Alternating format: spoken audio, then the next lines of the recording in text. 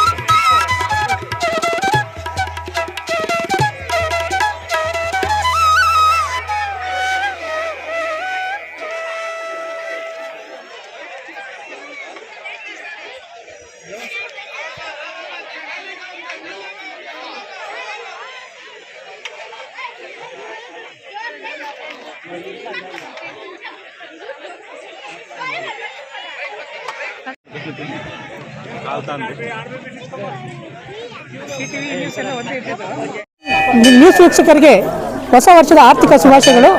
ಶ್ರೀನಿವಾಸಪುರ ತಾಲೂಕು ಮಂಡ್ಯಾಲ ಗೇಟ್ನಲ್ಲಿ ನಡೆಸಿರ್ತಕ್ಕಂಥ ಶ್ರೀ ಯರ್ರಕೊಂಡ ಗಂಗಮ್ಮ ದೇವಾಲಯದಲ್ಲಿ ಹೊಸ ವರ್ಷದ ಪ್ರಯುಕ್ತ ವಿಶೇಷ ಪೂಜಾ ಕಾರ್ಯಕ್ರಮಗಳ ಜೊತೆಗೆ ಇಲ್ಲಿ ಹಲವಾರು ರೀತಿಯ ಧಾರ್ಮಿಕ ಪೂಜಾ ಕಾರ್ಯಕ್ರಮ ನಡೀತಾ ಇದೆ. ಇಲ್ಲಿ ವಿಶೇಷವಾಗಿ ಹೊಸ ವರ್ಷ ಬಂದರೆ ಇಲ್ಲಿ ಗಂಗಮ್ಮ ದೇವಿ ಜಾತ್ರೆ ನಡೆಯುತ್ತೆ. ಯಾಕಂದರೆ ಇಲ್ಲಿ ಗಂಗಮ್ಮ ದೇವಿ, ಯರ್ರಕೊಂಡ ಗಂಗಮ್ಮ ದೇವಿ ಅಂದರೆ ಇಲ್ಲಿ ಭಕ್ತಾದಿಗಳ ಇಷ್ಟಾರ್ಥಗಳನ್ನು ಪೂರೈಸ್ತಕ್ಕಂಥ ಬರ್ತಕ್ಕಂಥ ಗಂಗಮ್ಮ ದೇವಿ. ಇಲ್ಲಿ ಭಕ್ತಾದಿಗಳು ಏನೇ ಅರಕೆ ಹೊತ್ತುಗಳನ್ನು ಬಂದರೂ ಸಹ ಅವರ ಅರಕೆಗಳು ಈಡೇರ್ತಾ ಇದೆ. ಇಲ್ಲಿ ಕಳೆದ 25 ವರ್ಷಗಳಿಂದ ಈ ಗಂಗಮ್ಮ ದೇವಿ ದೇವಾಲಯ ಇಲ್ಲಿ ಸ್ಥಾಪನೆಯಾಗಿದ್ದು, ಏನು ಈ ಒಂದು ಬೆಟ್ಟದ ವಾತಾವರಣದಲ್ಲಿ ಸ್ಥಾಪನೆಯಾಗಿದೆ. ಇಲ್ಲಿ ಸುಮಾರು ಪ್ರತಿ ಭಾನುವಾರ ಮತ್ತು ಮಂಗಳವಾರ ವಿಶೇಷ ಪೂಜಾ ಕಾರ್ಯಕ್ರಮಗಳು ಬರ್ತವೆ. ಈಗ ಏನು ಭಕ್ತಾದಿಗಳ ಸಮಸ್ಯೆಗಳಿದ್ರೆ ಆ ಭಕ್ತಾದಿಗಳು ಏನು ನಮಗೆ ಕೋರಿಕೆಗಳಿರುತ್ತೆ, ಆ ಕೋರಿಕೆಗಳು ಬೇಡ್ಕೊಂಡು ಬಂದರೆ ಆ ಕೋರಿಕೆಗಳು ಖಂಡಿತ ಇಲ್ಲಿ ಗಂಗಮ್ಮ ದೇವಿ ಈಡೇರಿಸ್ತಾ ಇದ್ದಾಳೆ.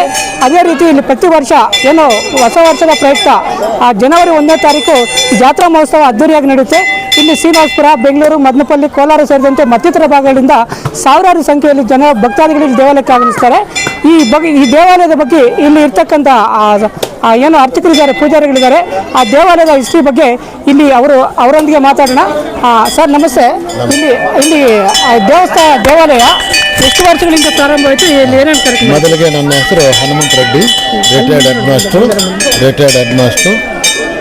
ಸುಮಾರು 25 ವರ್ಷಗಳಿಂದ ಈ ಒಂದು ದೇವಸ್ಥಾನ ಪ್ರತಿಷ್ಠಾಪನೆ ಆಗಿದ್ದು, ಇಲ್ಲಿನ ಒಂದು ಪ್ರತಿಷ್ಠಾಪನೆ ಆದಾಗಿನಿಂದ ಪ್ರತಿ ಆದಿವಾರ ದಿವಸ ಪ್ರತಿ ಭಕ್ತರನ್ನು ಕೂಡ ಒಂದು ಉತ್ಸಾಹದಿಂದ ಇಲ್ಲಿಗೆ ಬರ್ತಾ ಇದ್ದಾರೆ. ನಂತರ ರಿಟೈರ್ಡ್ ಆದಮೇಲೆ ಮಂಗಳವಾರ ದಿನವನ್ನು ಕೂಡ ಸೇರಿಸಿದ್ದೀವಿ.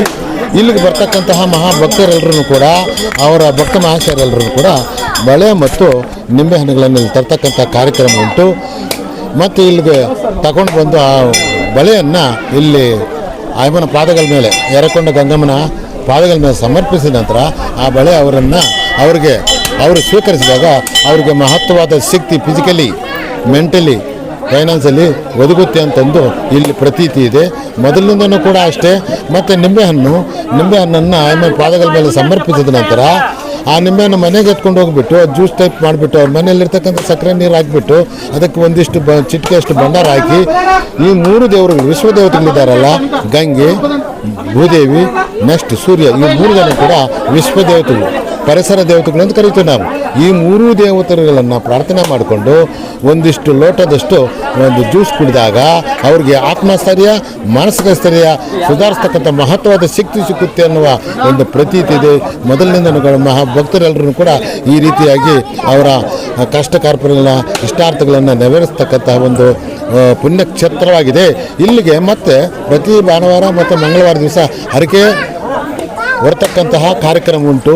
ಇಲ್ಲಿ ಪ್ರತಿ ಒಂದು ಮದನಪಲ್ಲಿ ಅಂದರೆ ಚಿತ್ತೂರು ಬಾರ್ಡ್ರು, ಮದನಪಲ್ಲಿ ಬಾರ್ಡ್ರು ಮತ್ತು ಈ ಬೆಂಗಳೂರು ಕಡೆ ಇರ್ತಕ್ಕಂತಹ ವಿಜಯಪುರ, ಚಿಕ್ಕಬಳ್ಳಾಪುರ, ಚಿಂತಾಮಣಿ ಈ ಕಡೆಯಿಂದನೂ ಕೂಡ ಈ ಅಮ್ಮನ ಒಂದು ಪರಿಚಯ ಆದಮೇಲೆ ಇಲ್ಲಿಗೆ ಪ್ರತಿ ಭಕ್ತನು ಕೂಡ ವಿಶೇಷವಾಗಿ ಬಂದು ಅವರಿಗೆ ಪೂಜೆಗಳನ್ನು ಸಮರ್ಪಿಸಿ ಅವ್ರಿಗೆ ಕಷ್ಟ ಕಾರ್ಪಣ್ಯಗಳನ್ನು ನಿವಾರಣೆ ಮಾಡಿಕೊಳ್ತಕ್ಕಂತಹ ಒಂದು ಪುಣ್ಯಕ್ಷೇತ್ರವಾಗಿದೆ.